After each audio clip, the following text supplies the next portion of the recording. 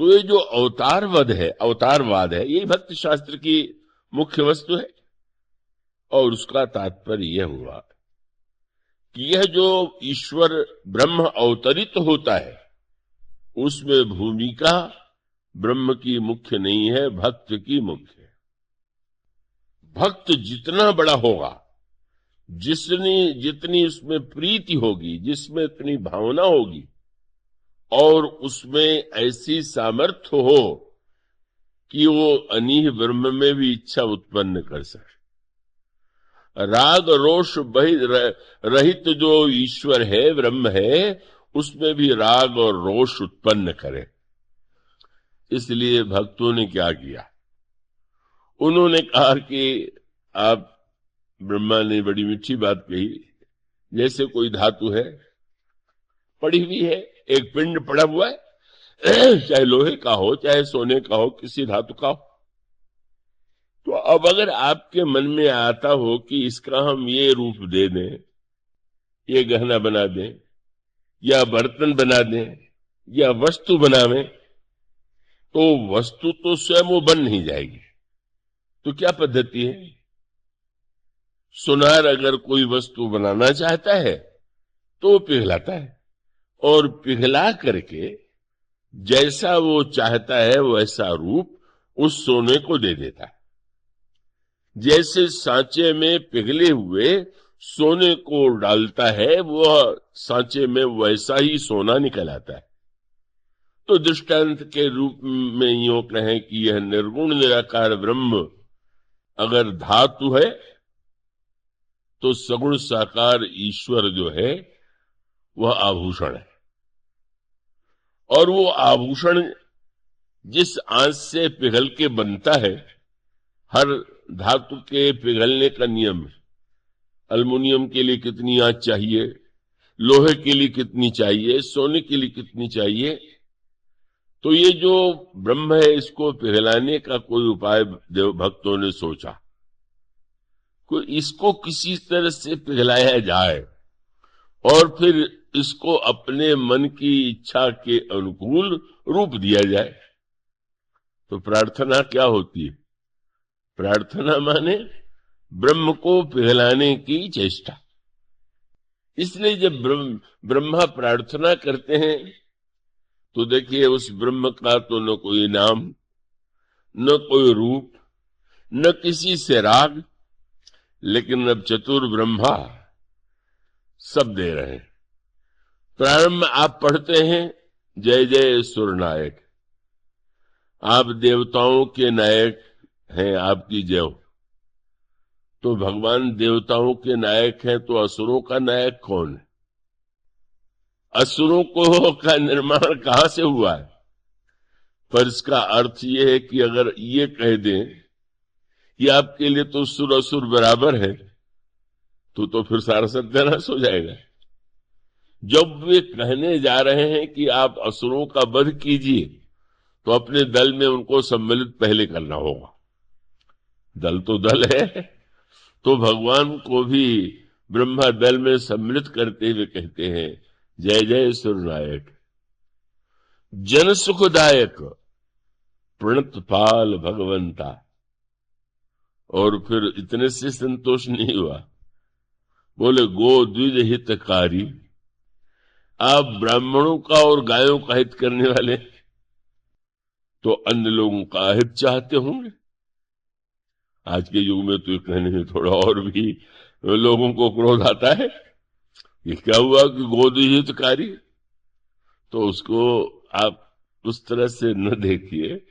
उसके बाद भी ब्रह्मा से नहीं रहा गया, तो एक शब्द भगवान को, एक उपाधि और दे दिया, गो द्विज हितकारी जय असुरारी। आप असुरों के शत्रु हैं, देवताओं के नायक हैं, भक्तों की इच्छा पूर्ण करते हैं। और जैसे आपको किसी से कोई काम निकालता हो तो ढूंढते हैं कोई संबंध कहीं मिल जाए, सीधे नहीं सही चक्करदार ही, वो कहीं से लोग ढूंढ के आते हैं और कहते हैं आपके उनके उनके ऐसे ऐसे मैं आपका संबंधी हूं। संबंधी हूं तो आपको मेरा ध्यान देना चाहिए। तो उन्होंने तुरंत भगवान से नाता भी जोड़ लिया। कहने लगे, जय जय सुरनायक जन सुखदायक, प्रणतपाल भगवंता, गो द्विज हितकारी जय असुरारी। संबंध क्या है? सिंधु सुता प्रिय कंता, समुद्र की कन्या लक्ष्मी से आपका विवाह हुआ। आप हम लोगों के दामाद भी, आप हम लोगों के संबंधी भी। मानो इसका अभिप्राय यह है कि ईश्वर जो है, ब्रह्म यदि है तो ब्रह्म तो केवल गोद्विज हितकारी ही नहीं है, वो तो सबका हितकारी है। जब भगवान राम अंगद से यह कह करके भेजते हैं कि रावण की से बात करते हुए इस तरह से बात मत करना कि वो मेरा शत्रु है, ये नहीं कि उसको नष्ट करना है। प्रभु कहते हैं कि अंगद, रावण गोद्विज विरोधी है, भगवान गोद्विज हितकारी है। पर रावण के पास जब भेजते हैं दूत को तो कहते हैं, ध्यान रखना, काज हमार तासुहित होई। रावण का भी हित हो। अब तो बड़ा विलक्षण हो गया। गोद्विज हितकारी और गोद्विज हितकारी का जो विरोधी है उसका भी हितकारी। लेकिन अब यहां पर सूत्र मानो यह है, जो अभी दृष्टांत मैंने आपके सामने दिया, कि जब आप किसी वस्तु को पिघला देंगे तो आप उसको कौन सा रूप दे देंगे वो तो आप ही जाने। उस धातु को तो जैसा आप रूप देंगे वैसा वो रूप ग्रहण करेगा। तो प्रार्थना क्या है? ये मानो वह आंच है जिसको प्रेम की आंच कहते हैं। अन्य किसी आंच के द्वारा तो ब्रह्म को पिघलाया नहीं जा सकता। इतना हो रहा है, जब पिघल नहीं रहा है तो क्या पिघलेगा? पर बहुत बढ़िया वाक्य ब्रह्मा ने कहा, क्या बोले, द्रवहु सुश्री भगवाना, द्रवित होइए। द्रवित होइए माने पिघलिए। तो भक्त शास्त्र कहता है कि उस ब्रह्म को प्रेम से पिघलाइए और पिघला करके आप जैसी बात चाहेंगे उसमें बड़ा आनंद है। भक्तों ने यही सोच लिया कि इस ब्रह्म के पास नाम नहीं है तो उसको एक नाम दे दो, और नाम भी ऐसा दो कि जो हमारे लिए उपादेय हो। तुलसीदास जी महाराज प्रभु के समय में गए, मैं आपकी सभा में आया हुआ हूं, कैसे पधारे? शब्द उनका है विनय पत्रिका में, मैं हरि पतित पावन सुने। भगवान सुन के नहीं, ईश्वर सुन के नहीं, सर्वशक्तिमान सुन के नहीं, पतित पावन सुन के आया हूं। किसी ने तुलसीदास जी से पूछ दिया, सुनने की बात तो जब यहां नहीं थे तब न था, आप कहीं जब न हो सामने तो कहेंगे सुना, अब सुनने की बात क्यों कहते हैं? क्या भक्तों की चतुराई होती है? गोस्वामी जी ने कहा सुन के आया हूं, पर अभी मेरे मन में एक प्रश्न है कि जो मैंने सुना है वो सही है कि नहीं। मैंने सुना है कि आप पतित पावन हैं, देखने आया, लेकिन मैं तो समस्या में पड़ गया। क्या कि आपकी सभा में तो संत ही दिखाई पड़े, पतित तो कोई दिखाई नहीं दिया। बड़े बड़े उच्च के भक्त, तो लगने लगा कि ये नाम सुना तो था पर पतित तो है नहीं। अब भक्त जो जिस भावना और चतुराई का प्रयोग करता है, कहने लगे कि महाराज समाधान आपके पास तो नहीं है पर मेरे पास है। क्या? अब उपाय यह है कि आप मुझे ले लीजिए शरण में, और उससे मुझको लाभ जो होगा वो आपको अधिक लाभ होगा। क्या? कि आपका पतित पावन नाम है और कोई पतित दिखाई नहीं पड़ रहा है, पर अगर यह नाम सुनकर के कोई आवे और पूछ दे कि आप पतित पावन कैसे हैं, तो मेरी ओर कर दीजिएगा संकेत कि तुलसीदास जैसे पतित को मैंने शरण में लिया, इसलिए पतित पावन। ये भक्त की मैं हरि पतित पावन सुने, मैं पतित तुम पतित पावन, दो बानक बने। क्या बढ़िया जोड़ी रहेगी। और नाम औरों के साथ जोड़ लीजिए, पर मेरे साथ नाम जोड़ने के लिए तो आपको मुझे स्वीकार करना होगा। इसलिए भक्त शास्त्र का जो ईश्वर है वो अवतरित होता है, और भक्त की भावना के अनुकूल ही जो नाम रख दे वो नाम स्वीकार, जो रूप दे दे वो रूप स्वीकार कर लेता है, जो गुण दे दे वो गुण स्वीकार कर लेता है। और तब उसके वशिष्ठ जी से महाराज दशरथ ने कहा, बालक का जन्म हुआ है, इसका नाम तो रखिए। तो वैसे तो ब्रह्म का कोई नाम ही नहीं था, अब इस बालक का नाम रखना है, तो वशिष्ठ जी ने रखा। तो उन्होंने ये कहा कि भाई ये तो या तो इसका कोई नाम नहीं, और अगर नाम है तो चाहे जो नाम, इनके नाम अनेक अनूपा, अनेक नाम, सब नाम अनोखे, चलो मैं एक नाम रख देता हूं राम। इस तरह से भक्तों ने, पहले दशरथ जी ने मनु के रूप में भगवान को रूप दिया। तपस्या करने के बाद जब ब्रह्म व आकाशवाणी हुई, तुम दर्शन चाहते हो पर किस रूप में चाहते हो, तो उन्होंने रूप दे दिया, जो स्वरूप बस शिव मन माही, यही कारण मुनि जतन कराही, जो वसुंड मन मानस संसार देखें हम स्वरूप। भगवान को रूप मिल गया। वशिष्ठ जी ने भगवान को नाम दे दिया, जो नाम रहित था, जो रूप रहित था, उसको नाम भक्तों ने दिया, उसको रूप भक्तों ने दिया, और गुण भी भक्तों ने ही दिया। वह तो अगुण था, लेकिन भक्तों में मानो स्वयं जो अनेक गुण हैं, वो गुणों को ही भगवान की सेवा में लगा देते हैं, और वह निर्गुण सगुण हो जाता है। और तब भगवान कैसे होंगे? आप जैसे होंगे। आप जितने बड़े भक्त होंगे, अगर त्रेता युग में राम राज्य बना तो राम तो वही हैं, द्वापर में कृष्ण भी वही हैं, शूकर बाराह भी वही हैं, नृसिंह भी वही हैं, पर जैसा सांचा भरत के पास था वैसा किसी के पास नहीं था। श्री भरत जो हैं, गोस्वामी जी से पूछा गया कौन बड़ा कौन छोटा, उनका बड़ा छोटा ईश्वर नहीं होता है, भक्त छोटा बड़ा होता है। लह बड़ाई देवता, इष्ट देव जब होए। इसका अभिप्राय है कि भक्त जितना ऊंचा होगा, आप अंत में किसी, आप देखते नहीं, जितने मंदिर में जाइए, श्री राम जी की मूर्ति अगर बनी हुई है तो कितनी भिन्नता लगती है आपको। वो ईश्वर के विषय में बहुत अच्छा ये है कि अगर कोई चित्र या मूर्ति आपकी बनावे तो पहले आप मिला के देखते हैं हमसे मेल मिल रहा है कि नहीं मिल रहा।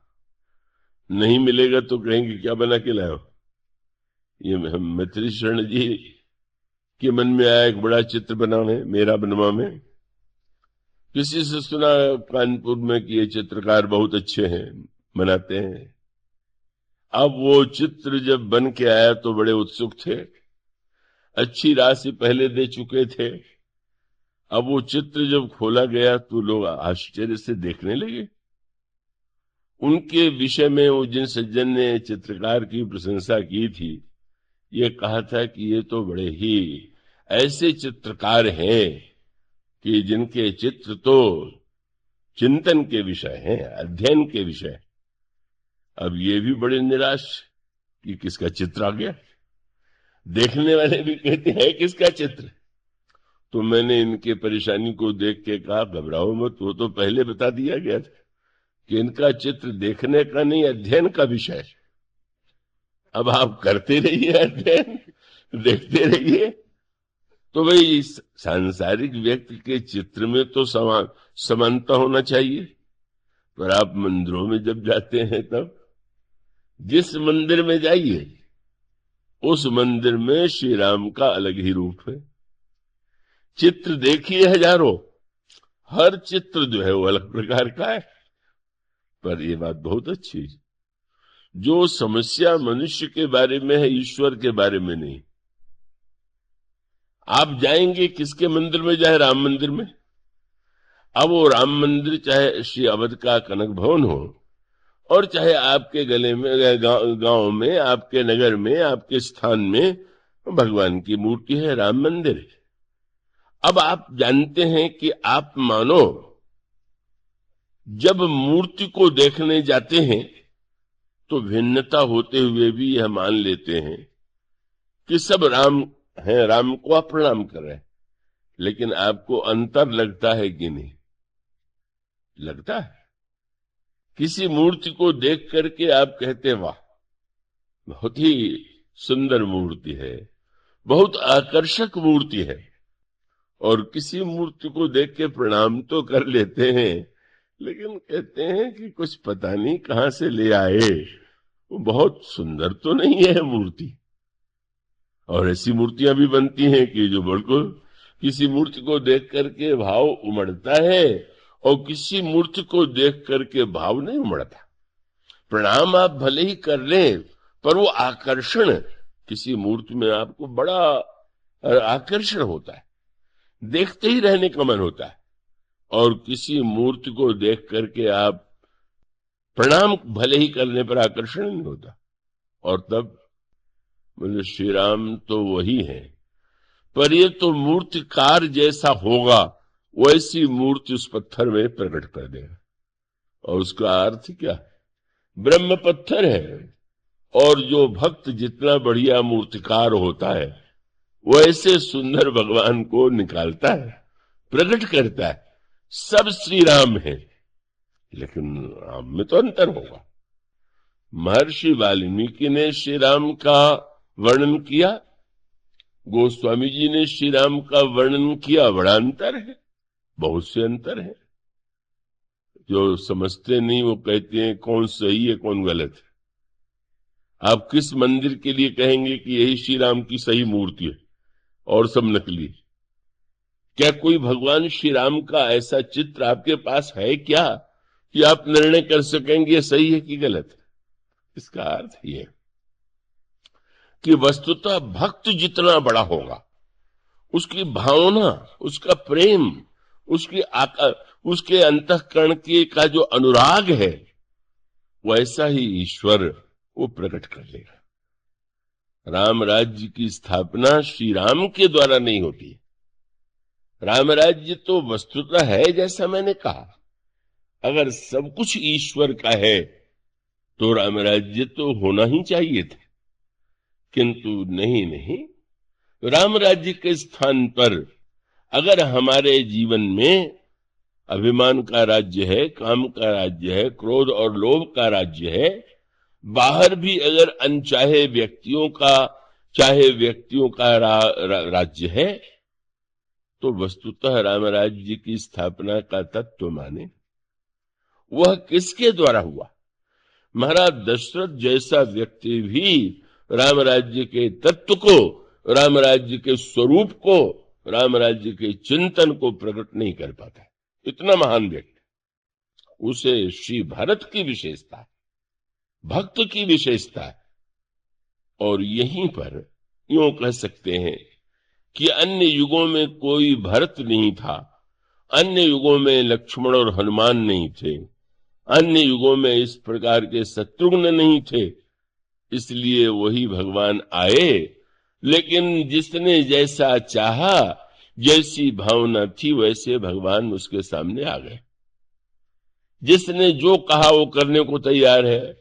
आपको इसमें संतोष मिलता है, ठीक, पूछ लेता है कि आप क्या चाहते हैं। कब नाचने के लिए भी अगर गोपियां कह देती हैं कि बस नाच दो तो ठीक है। नचाना, अगर आप कहें नचाइए तो नचा देगा, आप कहें नाचिए तो नाच लेगा, यही मूल सूत्र है।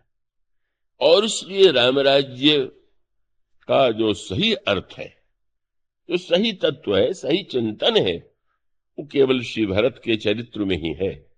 और सारे भक्तों के इतिहास में जो हुए हैं या होंगे, वह कभी दृष्टिगोचर उसका अंश भी नहीं हुआ। श्री भरत को अगर आप तुलना करके देखें, इससे उन भक्तों की निंदा न समझ लीजिएगा।